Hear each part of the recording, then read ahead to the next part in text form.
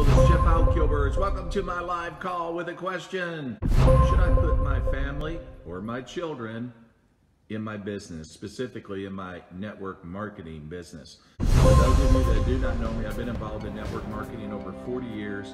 I share a lot of what I've learned in my journey on these live calls. I started in this business totally broke. I sold a junk truck to get started, put $200 into my business, and I've been in network marketing full-time for the last 28 years. So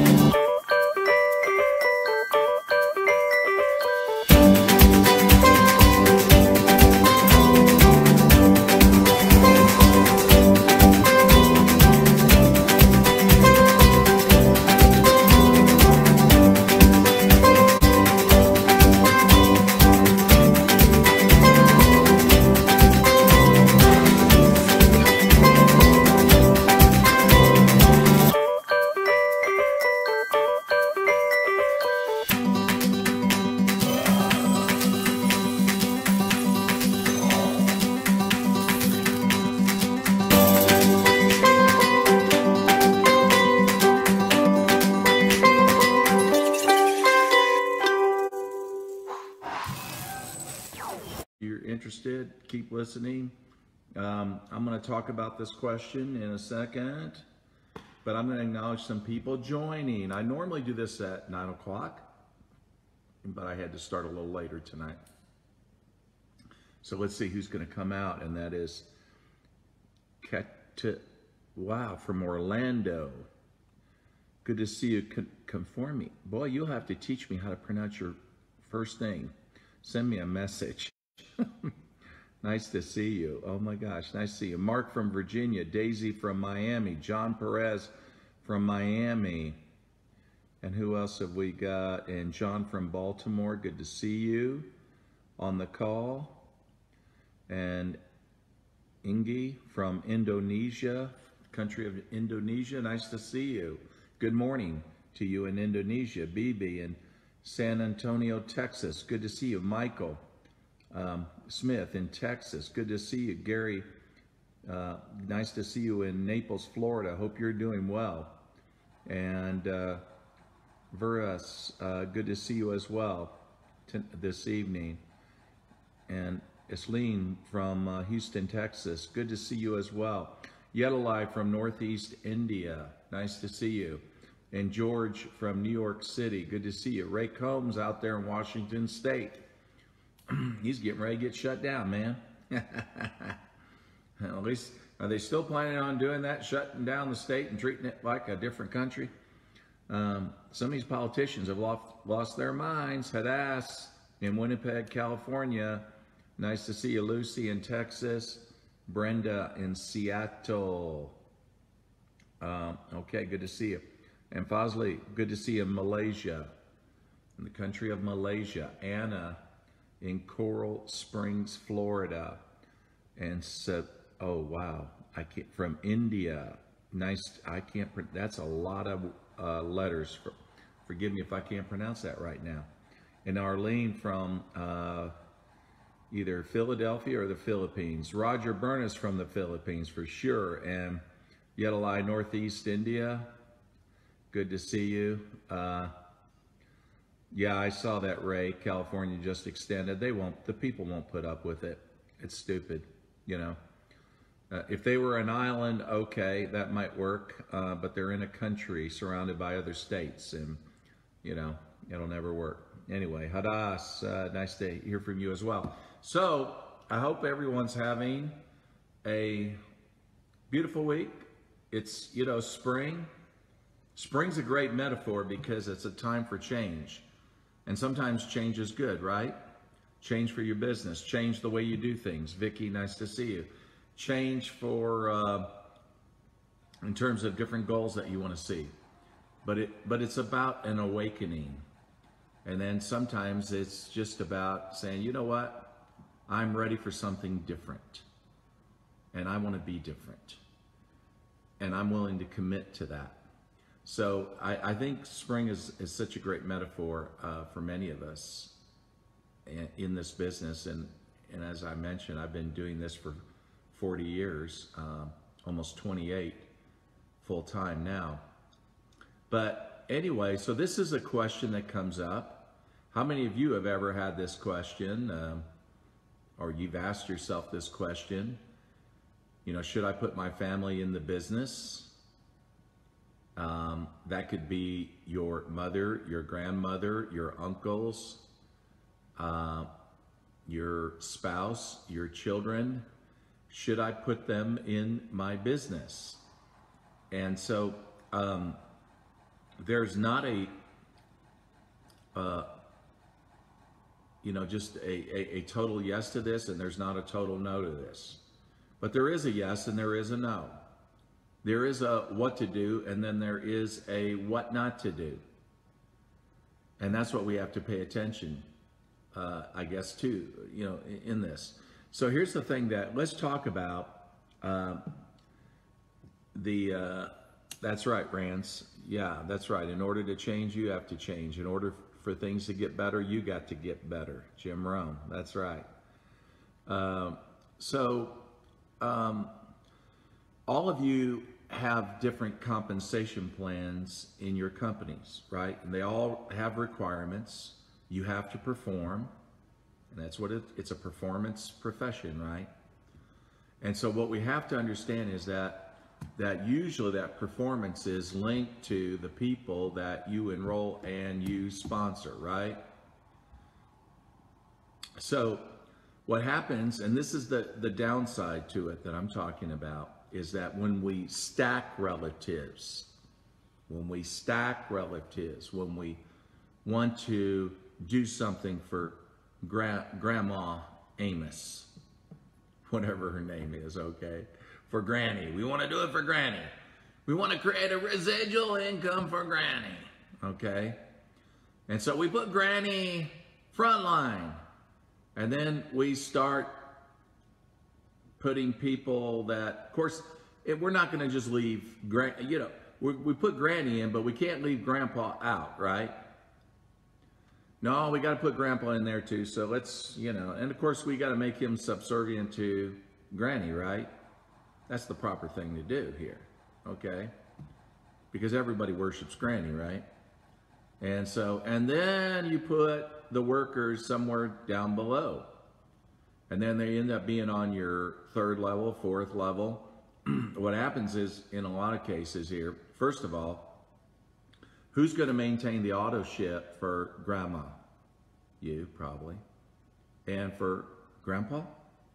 You, probably. And so there's that cost, right?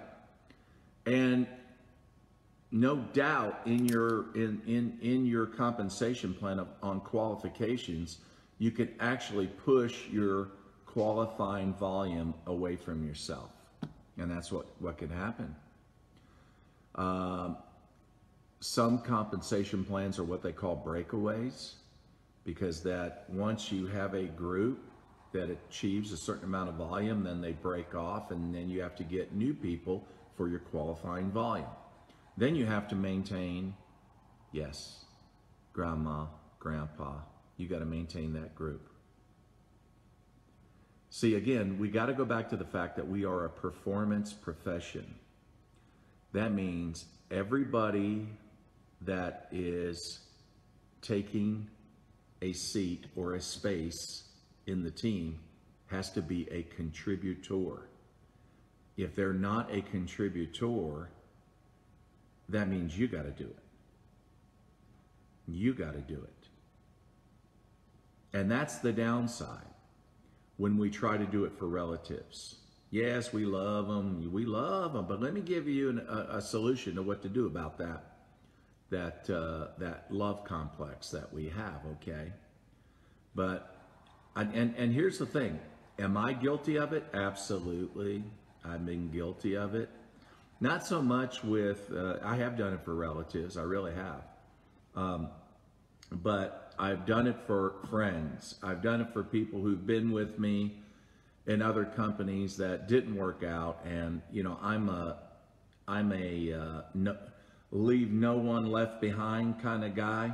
So I throw them all over my shoulders, and I'm taking them right out of the field, right? And I'm saying, hey, we're gonna get you patched up, man. We're gonna find a company that's gonna treat us right. They're gonna, you know, and we're gonna do it. The problem is that they just keep focusing on their wounds. They don't get over their wounds. And I can remember 21 years ago when I worked my last company that I stacked, I mean, I went about 4 or 5 deep, just boop, boop, boop, boop, putting people in that were in that situation in companies that didn't work out. And guess what? You know, still true today. I can think of one leg that they're under, that, you know, that's under them. That leg can do $15 million a month. Guess what they're doing? Nothing. Nothing. Think about it. You know a stock that's going to go big on the market, right? You got advanced knowledge. What are you going to do? You're going to take every dollar you have and buy that stock. Because when it goes ballistic, then you know the outcome. You're gonna be a great benefactor of all that wealth, right? Or you know where an oil well is. You know where it is. The only thing you got to do is buy an oil drill. That's all you got to do. Drill, baby, drill. It's that kind of situation, right? And you would think that would motivate them. Nah. Doesn't motivate them. Doesn't motivate them. Total insanity. I don't get it. So the thing that I learned from some of those experiences is you cannot do it for somebody. You cannot do it for somebody. And I remember when I had a relative reach out to me once and say, hey, you know, I really want to, you know, join you in this. I want to do what you do. And I'm like, hey, you know, I get that. I get that. But I want you to understand something. I wasn't like my father. I love him, you know, love him, you know, crazy love him, but I wasn't like him. And you don't have to be like me. You be you, whatever that is. Whatever your passion is, follow it. Whatever you're passionate about. But, you know, it's just one of those things that we have to know and understand that as bad as you want it for a relative to stack them into your business is not a good thing. Unless they are going to be a contributor and they're really going to work it. Now, if they're going to do that, then that's fine. But what I'm saying is, but if you're doing this to help financially support granny, grandpa, your mother, your father, here's what I recommend, and here's an action step. The best thing you can do, don't put them in. I want you to keep your builders as close to you as you can. As close to you as you can.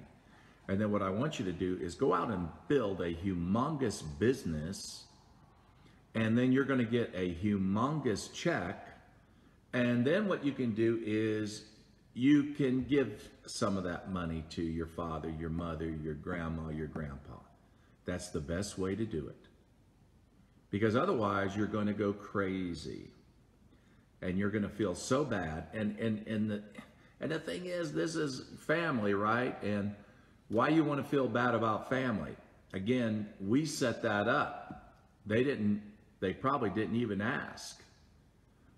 And we set it up, but what we did was we set ourselves up for a lot of trouble and a lot of anxiety. It's not worth it. It's really not worth it. Now, on the other hand, if you have, let's just say if you have a child or son, daughter, whatever, I'm talking about of a mature age, and they have followed you, they have watched what you've done, and maybe traveled the world with you, or let's just say they just see you at home, okay? Doing the business, doing what you do, Zoom calls, whatever, okay? And they see that and they say, you know what, I want to do what you do. Okay, well then, here's the thing that I would do. And I did this with my son. My son is a six-figure income earner in my downline. And he has an international business. By the way, when I traveled, I took him with me. He saw me speak to thousands and thousands of people many times in countries I traveled to. So he understood that it took effort to do that. He saw me get on phone calls, talk to people, conference calls, Zoom calls. I mean, everything, right? He saw it all. Saw my frustration, maybe sometimes with people. I remember when I lived on the island of Guam, there was a guy right down the beach who had a beach bar right there, and he was probably one of the most corrupt people. But, you know, I didn't sponsor him. He was just in my team. And, you know, I remember some challenging times, you know, when he would come by the house and I'd have to have a very direct talk about the importance of integrity, honesty in your business. I ended up getting him terminated. I mean, it was not a good thing. So my son saw things that put me, you know, I just don't like being in those kind of situations, but, you know, things I had to step up into. So I said, okay, so here's the thing then. I'll support you, but here's what I expect you to do. I want you to treat this as a business. And that means that I don't look for me to tell you to show up. Don't look for me to tell you you need to do this and why you need to do this or when you need to do this. I expect you to have your own schedule every day. And then when you need help, sure, reach out, because that's what I'm here for. But understand this, when it comes to this business, I'm not your father, I'm your upline. And I get that line from my own father, because I remember when my father ran a factory. He ran a factory, and when I got out of high school, I got a job there at his factory. And he told me, he said, son, I just want to tell you, you know, before you go in tonight, I want you to understand something. And I was working third shift. Yeah, he didn't let me get first shift, right? I wanted first shift. Well, guess what? You have to have seniority, time in the plant, time in the factory in order to have those privileges to move to a first shift, okay? And he said to me, he said, I want to tell you something before you go in tonight. At the factory, you're just another worker. At my home, you're my son. So that was sort of the conversation I had with my son as well. I said, look, when it comes to this business, I want you to understand I'm your upline. I'm not your father. But when you're at home and we're not doing the business, I'm your father. The thing is, if we let our kids think we're going to do it for them and build it for them, which no doubt, you know, we've done a lot for them. We raised them through the years, right? Did a lot. They didn't have to do much to get what they got, right?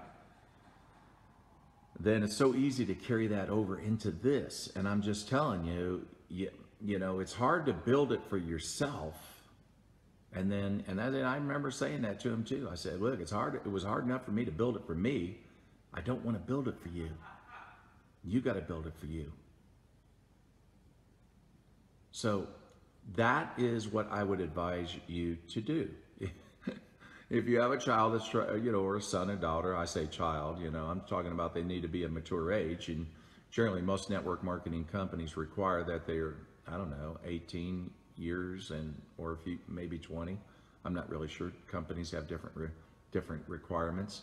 But the thing is, get that across of what you expect and let them know right up front, I'm not going to build it for you. It was hard enough for me to build it for me.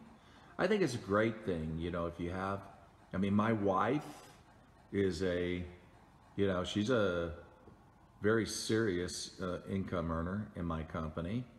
And so I have her, I have my son, I have other leaders that have a lot of their siblings and family that are involved in the business. And some perform more than others, some hit higher ranks than others. The main thing that we have to understand is that when, for it to work, they have to contribute. For it to work, they have to be committed. It's like anybody. But once we stack our family in there without that understanding, you're headed for trouble and you're not going to like what's going to happen. And then it creates family problems too. Then they might resent the fact that you didn't build it for them, right? Okay. So again, and the beauty is when they do build it, then they own it. They own the story. The story isn't that my dad did it or my mom did it. The story is my story. I did it. And this is what I did. And this is what I overcame. And this is what I learned. So those are my thoughts tonight I wanted to share with you on this call tonight. And, keep that in mind. I look forward to seeing you tomorrow. It's going to be a shorter call tonight, but I look forward to seeing you tomorrow there. A lot of great things going on right now. This is a time that people really need to step up, be positive, show courage, show leadership, wherever you live in your countries. There's a lot of good, there's a lot of opportunity that's happening right now. So don't look for what's wrong, look for what's right. Don't look for what you don't have, look at what you have. And most importantly, what you can give to it. So I'll see you tomorrow night, and I thank all of you for getting on. It's been a pleasure. See you then.